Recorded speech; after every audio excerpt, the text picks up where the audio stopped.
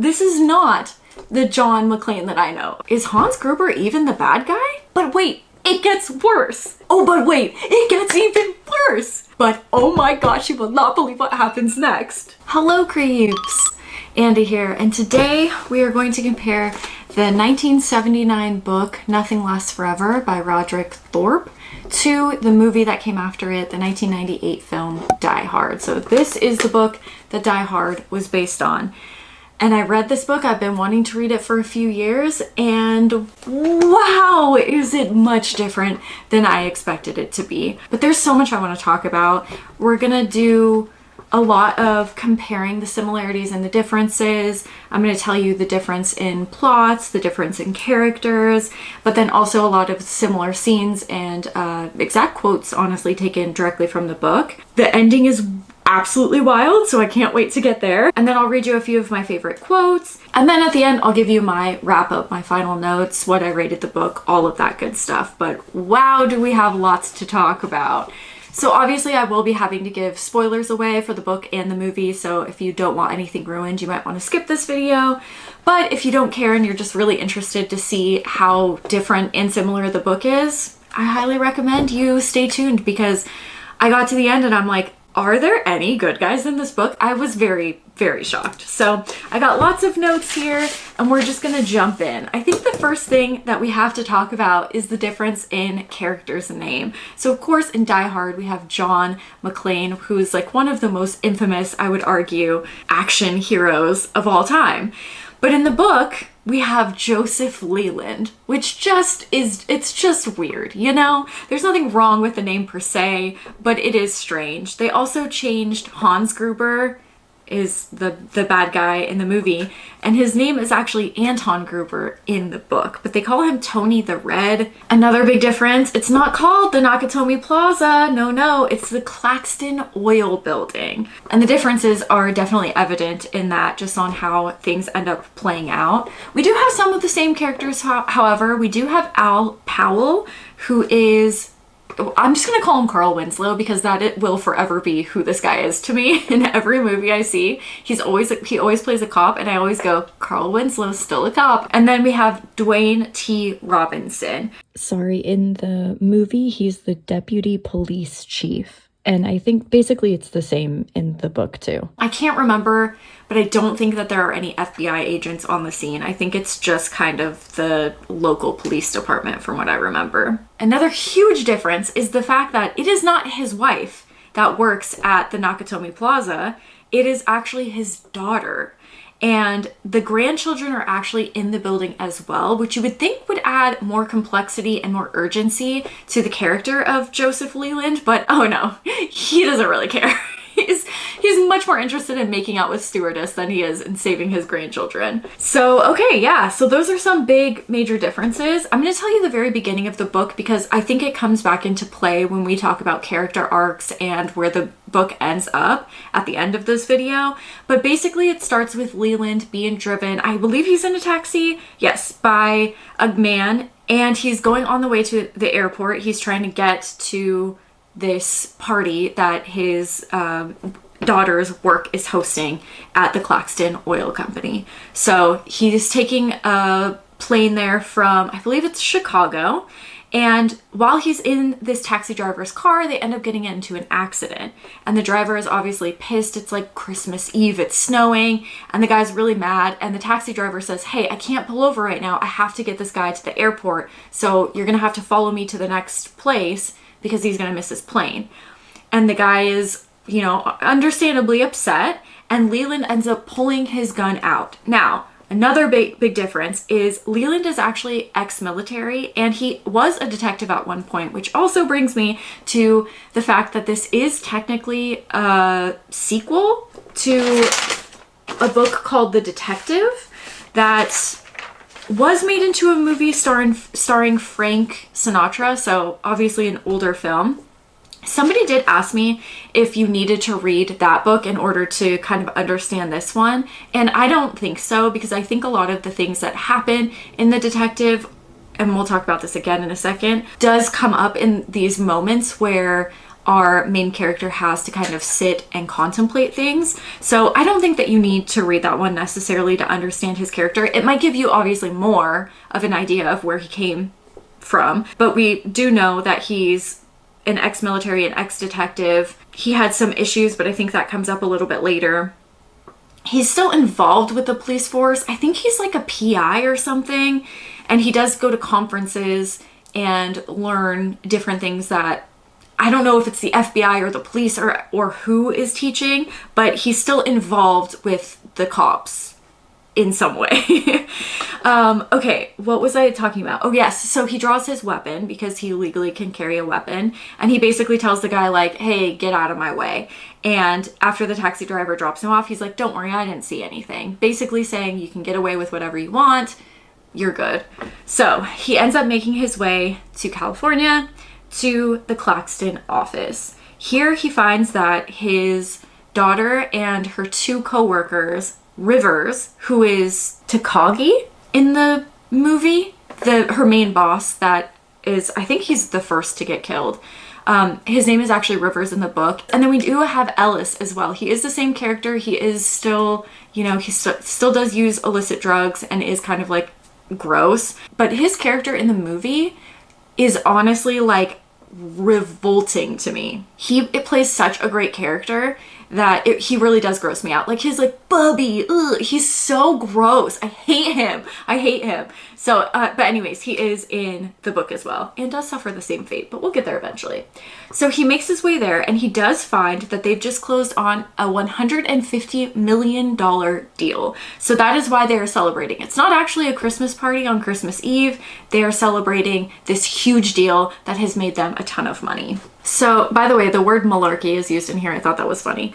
But it says, the doors rumbled open. So this is when he first gets there.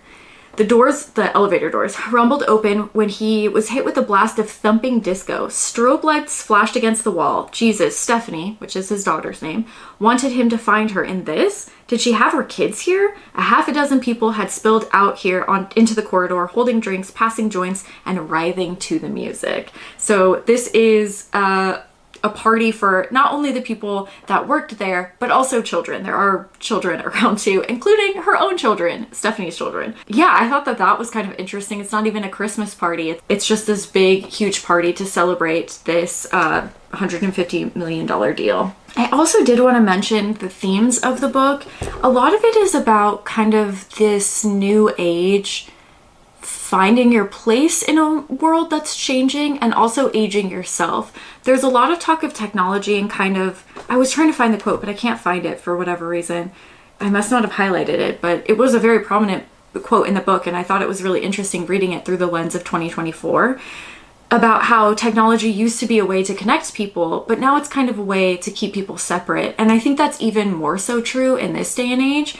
And so, yeah, I don't know, a lot of themes in this book I felt were like pretty on the pulse of today, and a really interesting reading it, especially in a year like 2024. But at any rate, we do have a description of Leland, but the only description that we have is based on Stephanie, his daughter's husband. So it says, Gennaro, who is Stephanie's husband, had looked like Leland, trim, with close cropped dark hair. Leland's own hair had been almost completely gray then. That's the only description that we get, other than him becoming dirty and bloody and things like that later on. But that's the only description we get of him. He is an older man with gray hair. That's about it. We also do find out a little bit about Joseph Leland's past. He did arrest a guy for cutting off another man's member. He sent him to the electric chair and then later found that that guy was innocent, which I am gonna assume that that's what the detective book is about. But yeah, whoopsie. But that's kind of his checkered past with being a detective. He also doesn't really agree with the materialism that his daughter's experiencing. And I don't know if this is maybe a way to differentiate between generations. This was written in 79 and a lot of it does revolve around the war. I mean,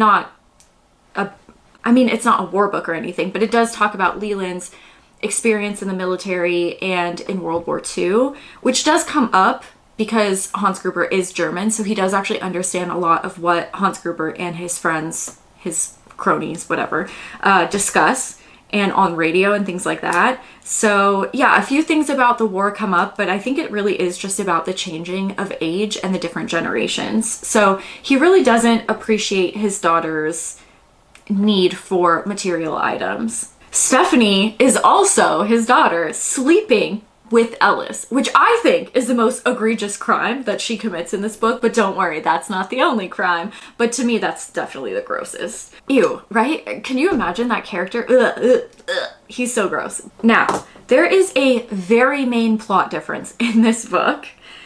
I'm gonna talk about the plot in the book in just a minute, so just hold off on that 1 second.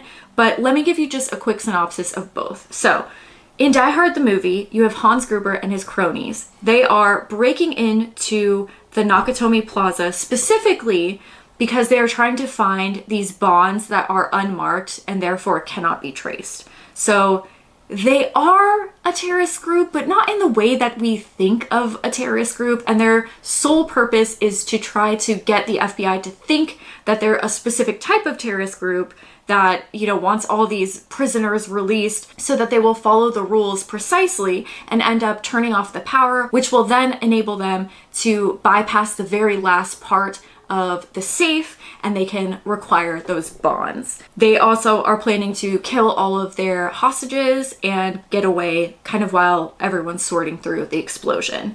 Then you have this book. You do have a group of, I don't know, do they call them terrorists in the book? They mostly refer to them as a gang. And again, we're going to get all into Hans Gruber and this group and where they started from and kind of a little bit more of their background. We definitely do get that in the book more so than the movie. And we'll get to the reasons why they're doing this, which are vastly different. So their reasonings are much different, and you may feel differently about Hans and his group, or sorry, his name is Anton. Anton and his group, Gruber, after reading the book. I certainly did. So yeah, I'm interested to know what you guys think at the end of all this. But Leland actually knows who Gruber is. And the reason he knows is because, like I said, he's still involved in the police department in some way. So he ends up seeing a psychological profile on these people and therefore recognizes him in the first scene of the movie. It actually plays out quite similar, that first scene where they kind of walk in. Leland is standing in the office, he's taken his shoes off, and he's kind of just trying to get his bearings, and then he sees people come in with guns, and instead of being just like this innocent bystander who happens to be a police and is intelligent and tries to save the day, he's much more of like the inserted hero. And in this psychological profile, we get this information, which I think is why he doesn't hold back with killing Hans and his cronies. So this is what we heard from his like meeting prior with, I don't know if it was the FBI or the police department or what, but they said, these kids aren't a bunch of losers looking for an exit. They're a tightly organized, self-reinforcing cluster of young psychos for whom nothing is too vile, too low, too uncivilized if it advances the common madness.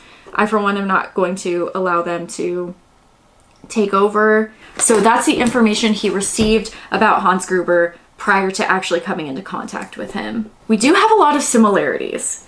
So we do have him take off his shoes, like I said, and he does hear this on a plane. He met a German man who took a lot of transatlantic flights. And he said, "Do you want to know a secret, Mr. Businessman? You can be wide awake at the end of the day if you wash your feet. Walk around barefoot for 10 minutes. You'll feel terrific." It was true. Wiggling his toes, his cuffs rolled up to his knees. So that is in both of them. You also do have, we're going to jump around a little bit because I'm just going to tell you a few similarities. We do have bodies being thrown off the roof.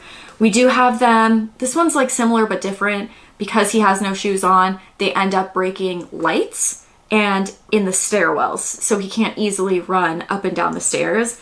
That's obviously different from them shooting the glass, not in the stairwell, but on the actual floors, but you know, pretty similar.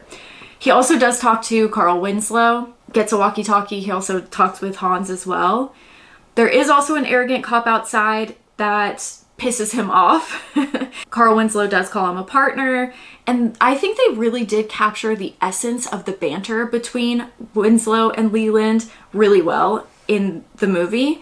It really does feel a lot similar than the book. He does take a fire hose and, like, you know, go on the fire hose and swing back into the building. And he does have the Browning taped to his shoulders as well at the end of the film. So those are just some similarities. We also have some quotes as well that are similar. Well, we have like Ellis's desk, a rolled up dollar bill. So that was obviously taken directly from this. And then we have, show him that watch, Ellis says to her. He'll see it later, she says. So that was similar. We also have this. So again, we're jumping around. We're going to get back on track in a second. But you know this scene, the now I have a machine gun, ho ho ho. What Leland does is actually write a note and pin it to the guy's shirt. And all it says is, now we have a machine gun. So definitely inspired from the book, but I bet you can guess which one I like more. And then he says we to try to throw off Hans. We do have, after that scene, we have to tell Carl his brother is dead, who is one of the other cronies. And then he does say this, they have enough high explosives to flatten this end of the city. What they don't have is the means to detonate it because of me. They're down to half their strength because of me. I don't know if that's an exact quote, but I think it's referenced in the movie. So we have all of that stuff, but we do have some differences as well. I already touched on a few, the grandkids and the children being in the building instead of his wife. Leland has also met a flight attendant on the plane and made out with her.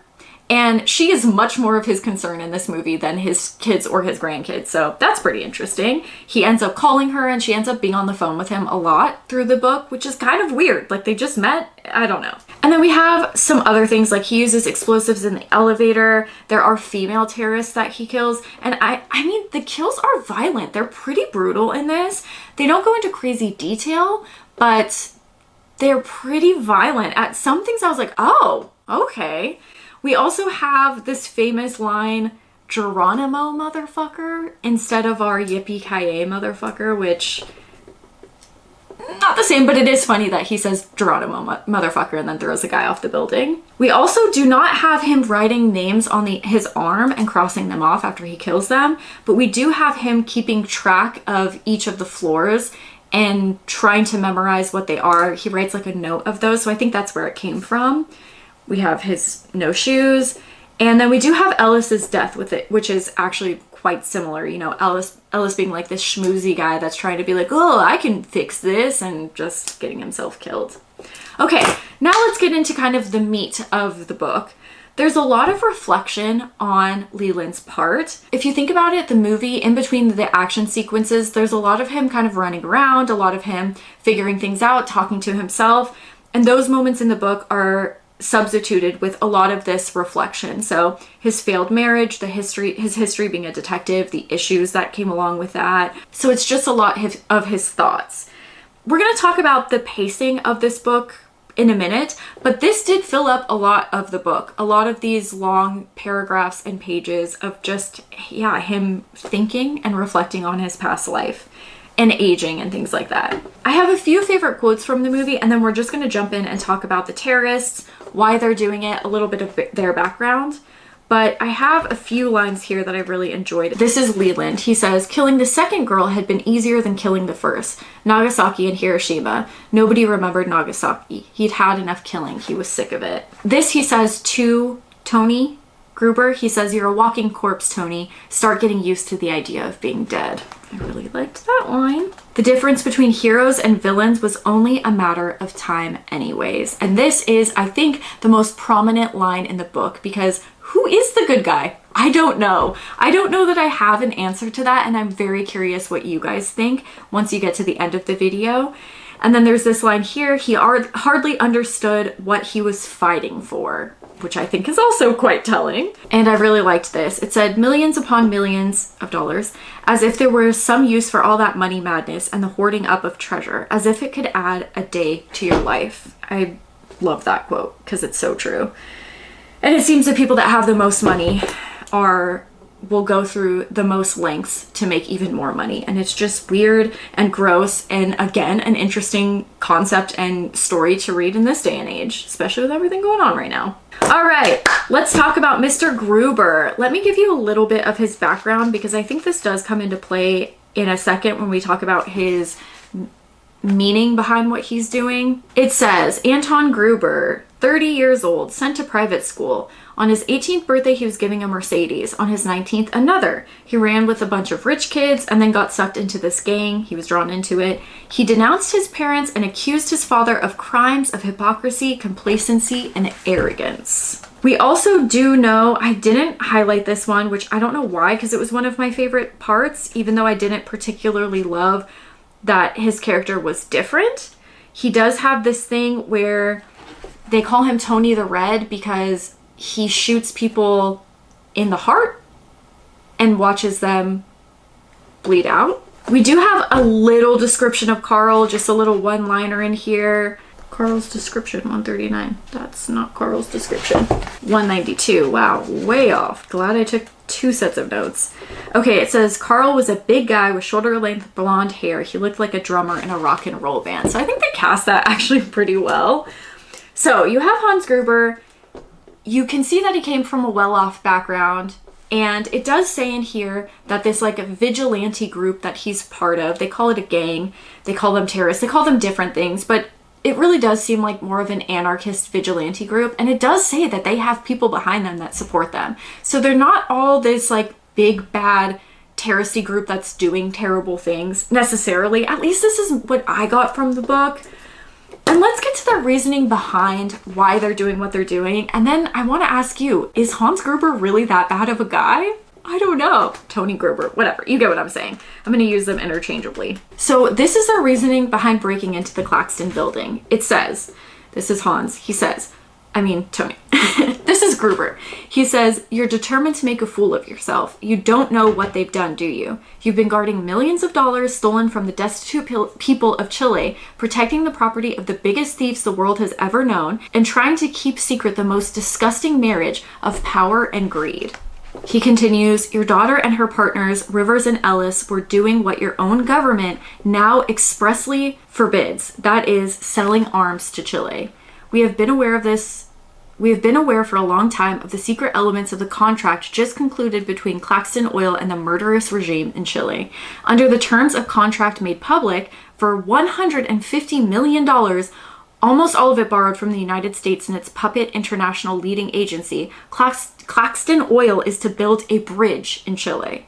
$150 million for a single unimportant bridge in a country where millions live in unimaginable squalor.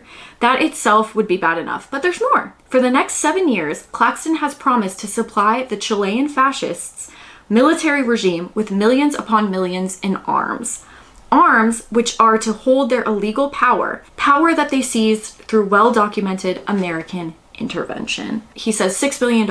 It is our intention to return it to the people. So basically, this Claxton Oil Company has made a deal with the Chilean regime to build a bridge for $150 million, but really what they're supplying is this fascist regime that's oppressing the people of Chile with arms to keep them oppressed, and it's just feeding the pockets of this big conglomerate American oil company. Pretty interesting, right? Yeah, I'd say so. So we do have a comment here from Leland. This is what he says to Gruber. He says, you're not selling revolution. You're just trying to get a piece of the action for yourself on your own terms.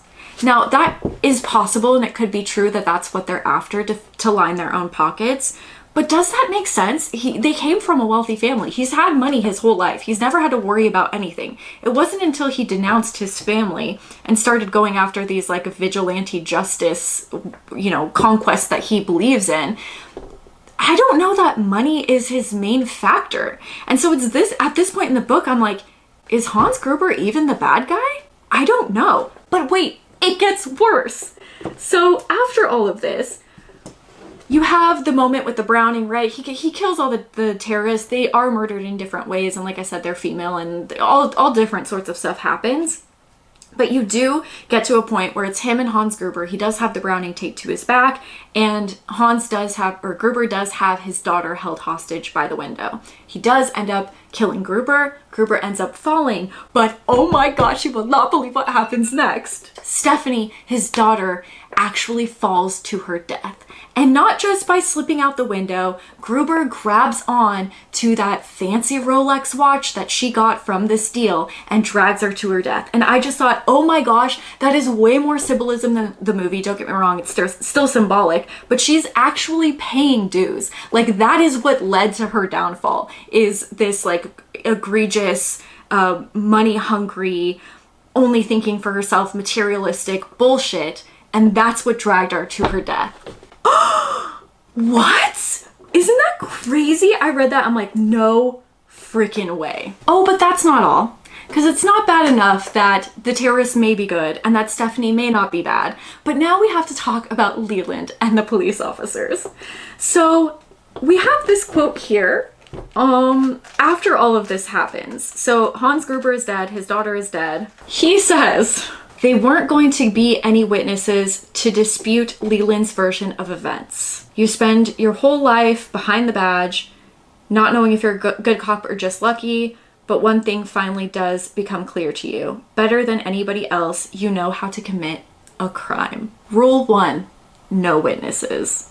He's not going to jail because of some corporate thief's $6 million. As much as he could, he was going to inflict pain on these people. The question of who was right or wrong was more of a matter of point of view than anything else. Who is this vigilante cop? This is not the John McClane that I know. Okay, John McClane would never. So basically, he is just trying to cover his own ass. He's obviously associated with the people that run the company, his own daughter, and now he doesn't know how much they know or how much they will find out. So he's like, I'm gonna kill all of the terrorists and just be like, they're the bad guys, I'm the good guy. So that's what he does. He ends up also throwing the money out the window too, which, like, cool, but that doesn't deny the fact that you know the knowledge behind what this company is doing and you're trying to cover it up. This is so wild. And the fact that he's like so disgusted by his daughter's materialism and he's still gonna try to cover up for this corporation just to save his own ass is like, I just don't understand it. Oh, but wait, it gets even worse. Then we have this last moment where he makes it down to the building. He says, hey, there's one guy that I have missed, and that guy is Carl. He actually doesn't kill Carl himself. He comes out of the building, everyone else is dead. He goes on a mission to murder everyone else. He gets out, and this is what happens. This is freaking wild, guys. So we have Carl Winslow. He does get his final moment to shoot him, right? So it says, Carl shot first as Al Powell, Al is Carl Winslow, grabbed Robinson's shoulder and pulled him into Carl's line of fire. There was a ferocity to Powell's expression. Robinson backed and fell against Leland. So basically, our main guy, our main cop, Carl Winslow, pulls his boss in front of Leland so that when the terrorist shoots, it murders his boss instead of a guy that he just met on the radio. And then this motherfucker has the audacity to say, I liked the way you ducked behind Robinson. He died a hero, don't you forget it. Excuse me? Let's talk about my final thoughts on all of this, because what the fuck? At first I wasn't super into the story, but then the ending happened, you get that symbolism with the daughter, you find out what's actually really happening, and you have this big debate between good and evil. It actually got my attention near the end of the story. I'll say that logistically, some scenes did confuse me, and that really bummed me out because I was really excited to see how some of these scenes played out in the book and how they were described. Like when he's trapped in vents and stuff, which by the way, I never really understood this big circular unit that he was in. I guess it's the AC vent, which I didn't know before. So that was kind of cool to learn. But besides that, I didn't really get a ton of additional information that made me experience the movie any differently. And typically with movie versus books, you obviously can enjoy them separately, but there's something usually about bringing them together. They kind of fill in the gaps that you didn't even know were there. So you usually get a little bit more information. With this one, I was like, oh cool, it's an AC shaft. That's all. There was no other information that helped me understand or appreciate the movie any better. And like I said, yeah, most of the cool scenes logistically confused me, so that was a bummer. The pace of the book was also a little weird too. You have the really slowed down moments of his reflection and, you know, contemplating life. And then you have the really sped up action scenes, the violent killings and the logistical scenes of how he's being caught and stuff, which I'm assuming is some sort of literary device used by the writer. You know, when he's sitting, obviously time slows down, and then when he's in these moments of combat, obviously it's going to be more fast paced. But it was a little bit of a bummer because the slower parts were a little boring and the sped up parts were a little too fast. Like, I would have liked a little bit more information on what was going on. I think that would have helped with the logistics of the scene a little bit for me. But I did, however, enjoy to see where this movie came from. Die Hard has always been one of my favorite action films.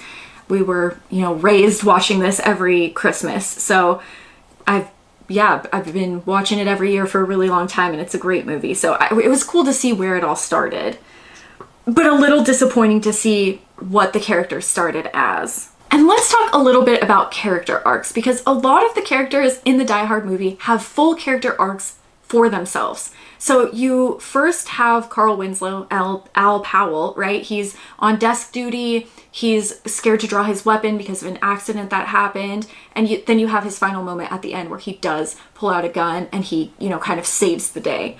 So you have that character arc. You also have John McClane, which I would say that, and this is obviously just my own interpretation of the movie, but him in that last moment, instead of drawing a weapon or trying to fight with the terrorists, all he does is try to protect his wife. And for me, not keeping into account any of the other Die Hard movies, just focusing on this one, to me that symbolizes him not focusing on work and focusing more on his family life. And same again for his wife, her losing her expensive fancy watch and watching Gruber fall to his death.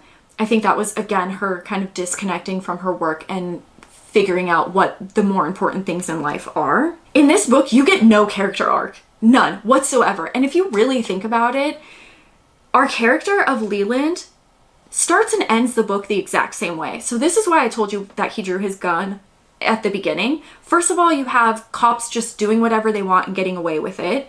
You have them feeling like their ideologies and what they do is more superior than the law. So there really is no character arc with Leland. He's the same fucking guy that he started out as. Some asshole cop that thinks he knows better than everyone, even though he sent the wrong guy to the electric chair. You really do at the end start questioning, like, who is the good guy here? Who actually is the bad guy? I don't know. I really don't have an answer for you. And I'm very curious if you feel the same way, because at the end of the book, I was more on the side of Gruber and his cronies than I was for any of the police. All they did was get in the way, cause problems, take things into their own hands, and try to cover up this horrible situation that was taking place. Also, the fact that Leland's more concerned with making out with this freaking stewardess or whatever she is than his own daughter and grandkids. Like, they just weren't really mentioned in the book. I don't know. It was just, all of it was weird. I didn't particularly like Leland as a character. I didn't particularly like anyone, which is not how you want your heroic movie to end, which maybe that wasn't the intention of the book, but I'm very glad it wasn't the intention of the movie to make him just a regular guy who goes above and beyond to try to keep people safe, understand things, and use the tools that he learned as a police officer to help with that, versus use his ability to go against the law for his own benefit for what's going on, you know? So what I would say in conclusion is that if you want an action-packed book, would I recommend this? No. But if you're interested in seeing where Die Hard came from and really picking apart and analyzing the differences and similarities, would I pick this one up? Yeah, sure. I gave this one a 3.8. There were definitely times where I was less than entertained, but the ending really got me, and just really seeing the differences really piqued my attention. So that's what I have to say about Nothing Lasts Forever versus Die Hard the book. Let me know your guys' thoughts down below. I'm sorry I rambled on for so long, but I had a lot to talk about. Thank you so much for watching, and I will see you soon with another horror video. Yippee-ki-yay, motherfuckers.